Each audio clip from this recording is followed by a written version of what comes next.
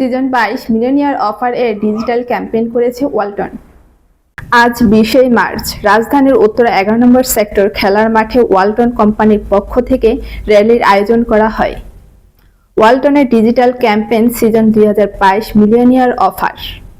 উদ্বোধনী অনুষ্ঠানে প্রধান অতিথি হিসেবে উপস্থিত ছিলেন ওয়ালটন প্লাজার সিএসআই ওয়াহিদুজ্জামান তানজার, উত্তরা পশ্চিম থানা 11 নম্বর সেক্টরের এসআই ফরিদুজ্জামান, মোহাম্মদ ফিরোজ আহমেদ সভাপতি উত্তরা 11 নম্বর sector, Mohammad Shahadat Hossain CDO Walton, Mohammad Saleh Ahmed DCM Walton plaza, Mohammad Shahidul Alam monitor মুফসিল ওয়ালটন প্লাস।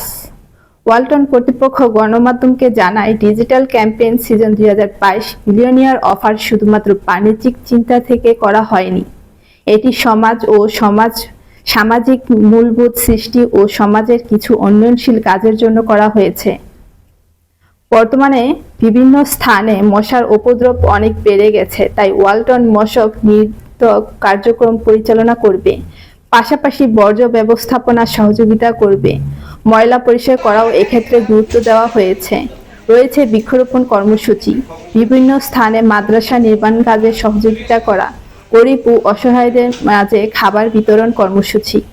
সৃষ্টি থেকে ওয়ালটন দেশের অর্থনৈতিক ও সামাজিক উন্নয়নমূলক কাজ করে যাচ্ছে।